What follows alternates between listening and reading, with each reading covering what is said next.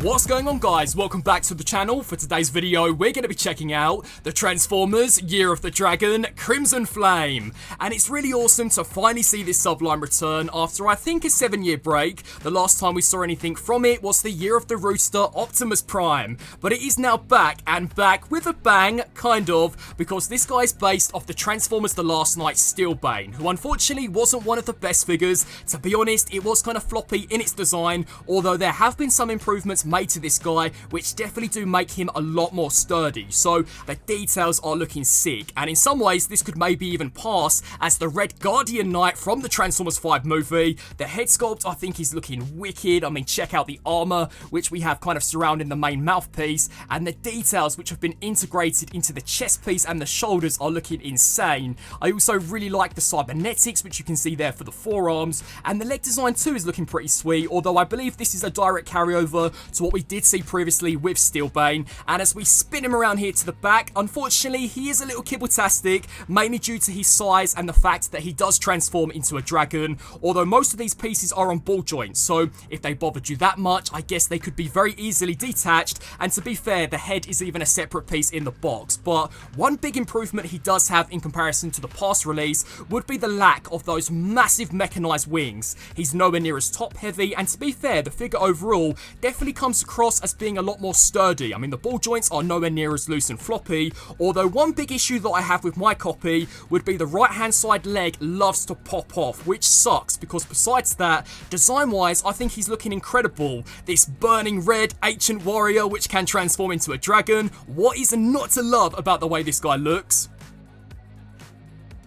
And honestly, my appreciation for the details continue, especially as we check out the accessories. So up first here we have this really nicely detailed shield. This will also double as the spinal column when we transform him into the dragon mode, but it has even been super nicely sculpted here on the underside. There is then one triple-barreled pole cannon, which is blast effect compatible, so I guess in some ways he could use this as its own independent handheld weapon. And again, the sculpt and the paintwork is looking wicked.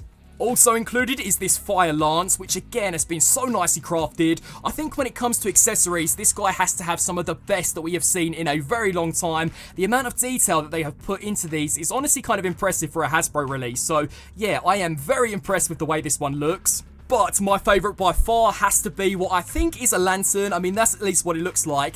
This has been amazingly sculpted and again, pretty decently painted. I also really like the translucent yellow plastic that it's been cast out of. So an amazing accessory, and there has never been anything released like this in the mainline to my knowledge. So yeah, when it comes to weapons, this guy is definitely packing.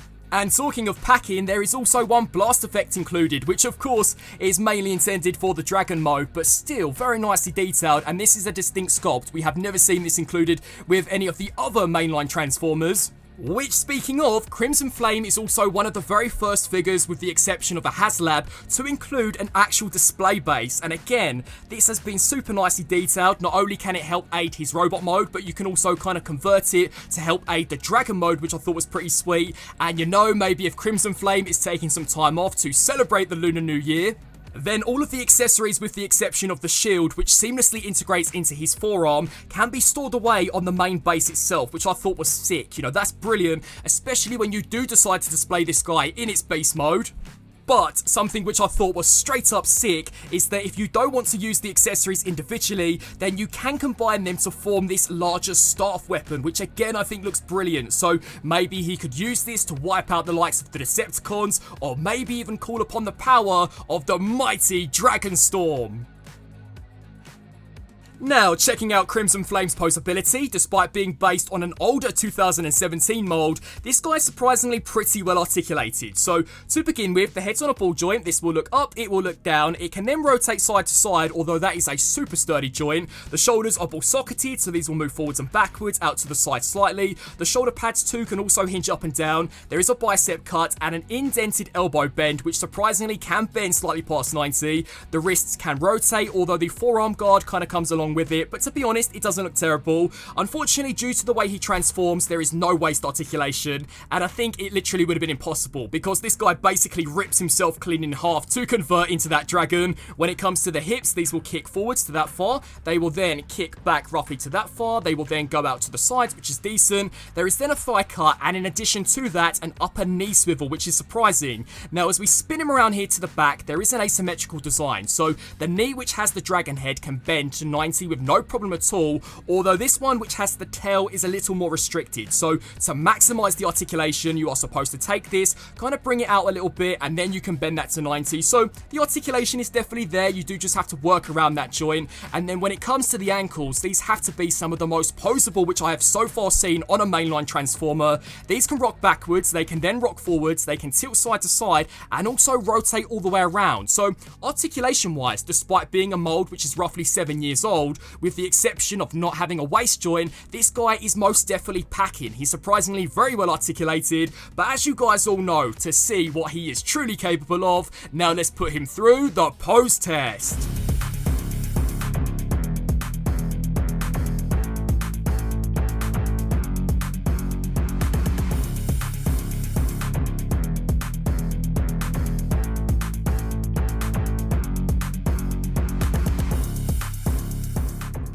Now, when it comes to comparisons, here is a figure which I never thought I would need to whack out, the Transformers 5 The Last Knight Stillbane. And there are surprisingly more similarities here than there are differences, so the colour scheme really does do a lot of the heavy lifting when it comes to kind of differentiating the two, but let's check out just exactly what is brand new. So, their heads are different, the forearm guards are different, the skirt pieces are different, but that's pretty much it when it comes to the robot mode. I mean, there are a few differences when it comes to the backpack, but all of those pieces are mainly intended for the dragon mode. So to think that originally this did start out as a Stillbane, I think is really impressive. This is definitely one of the best repaint slash retools that I've seen Hasbro release in a very long time, and I'm gonna go ahead and say it, guys, this is definitely a case where the remake beats the original. Although I won't lie, Skeletron is still packing a punch. This guy has to have one of the best paint decos we have ever seen for a movie figure, and that head sculpt is simply amazing. But comparing Crimsonflame alongside some more recent Transformers, here we have the absolute GOAT, the Earthrise Optimus Prime, then the Legacy United Animated Universe Optimus,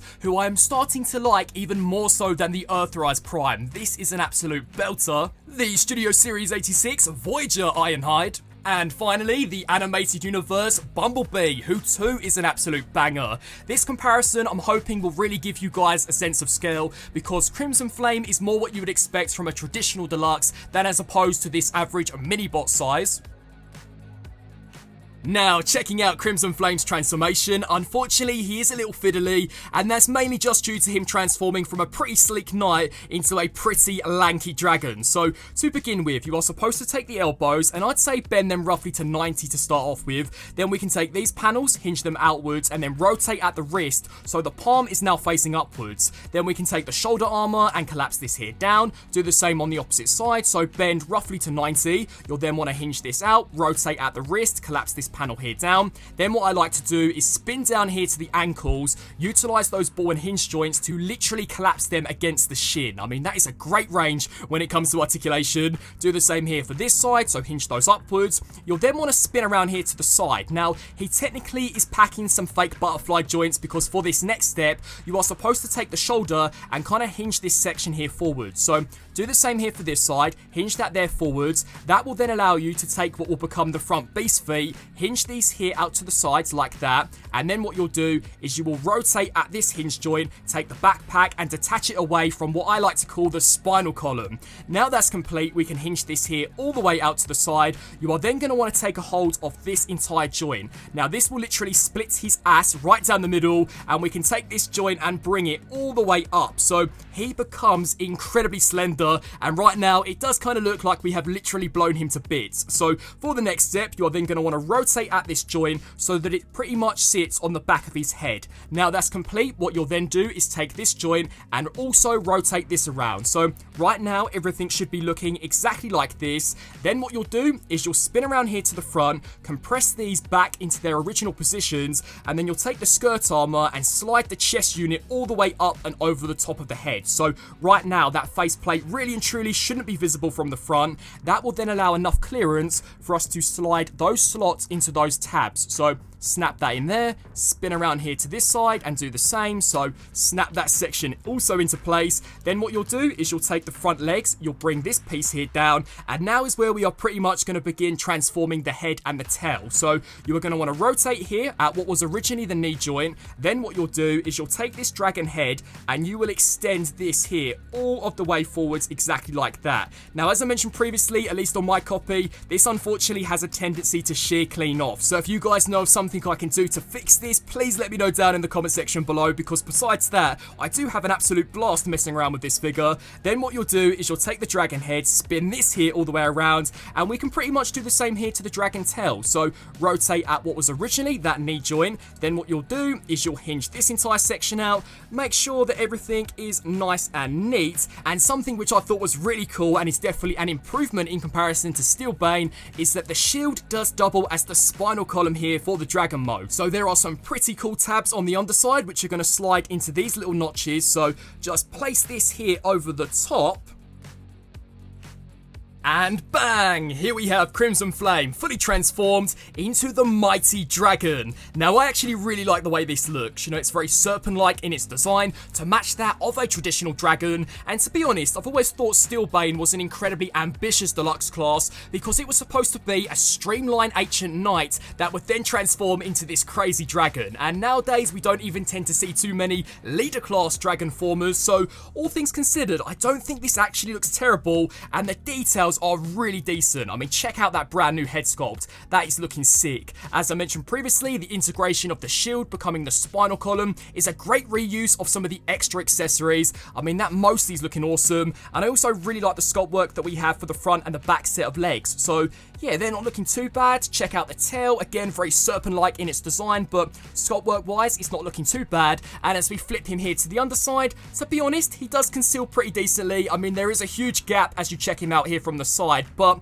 this guy's articulation is surprisingly incredibly well done. So to begin with, the main dragon head itself is on a ball joint. So this will rotate left to right. It will then hinge up and down. You can also open and close the jaw. Due to transformation, this neck joint can also hinge up and down. And then due to these pretty much being the legs of the robot mode, you get the knee bend. You then get that kind of thigh swivel and then the ball joint at the base. Although my biggest issue, as I mentioned previously, would be this is kind of loose. So 9 times out of 10, it does have a tendency to literally just flop down, which is a shame. When it comes to the front set of legs, these are on ball joints, so these will hinge outwards, they'll move forwards and backwards, they'll even bend kind of at the elbow, and these originally are the robot mode arms, so these are superposable. They are even packing what I can only describe to be some proper ankle joints, so that's pretty sweet. And then when it comes here to the beast mode tail, very similar in design to the neck, so overall quite an agile beast former. You know, I'm going to pop up some images of the poses that I was able to get this guy into, and they are way more dynamic than I was expecting.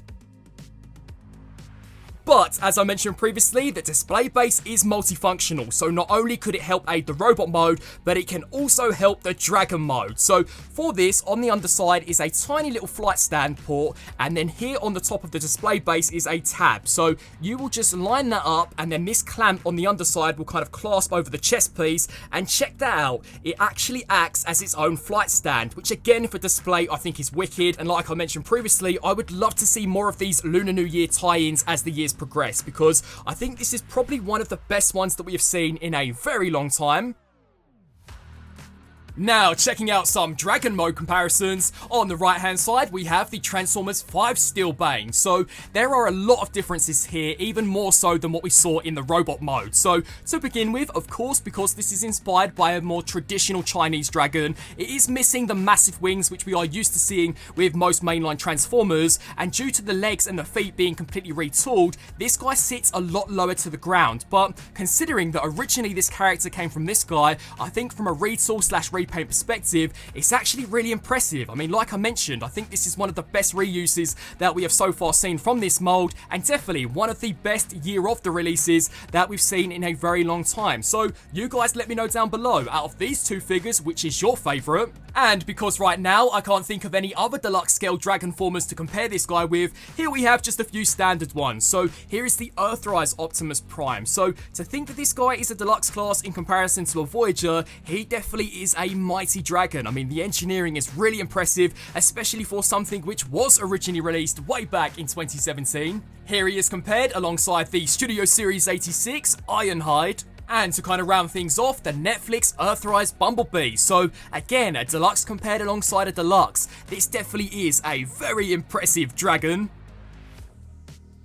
And so, wrapping up on this review for the Transformers Year of the Dragon Crimsonflame, I think it's really awesome to finally see this subline back. You know, as I've mentioned throughout this video, I'm hoping that with the release of this guy, we can see many more of these Lunar New Year tie-ins as the years progress. Mostly, I think this guy is very well done. Definitely one of the best releases that we have so far seen for this line. The only issue that I really have with him would be that unfortunately when it comes to my copy, that right-hand side leg loves to pop off, which is a shame. But accessory-wise, this guy's packing. I'd argue he includes some of the best that we've seen from a Hasbro Transformer in a very long time. The amount of detail that has been put into each and every one of them I think is awesome. I love their compatibility with the display base and how they can be combined to form a much larger staff. Those are sick. And the dragon mode I really don't think is that bad either. You know, it is supposed to be inspired by a Chinese dragon, which is a little more serpent-like in its design to what we are usually used to when it comes to mainline Transformers. There are a few gaps here and there and a few robot pieces which don't look the best, but overall it definitely doesn't look terrible, and paired with the base and the accessories, it does make for a pretty sweet display. So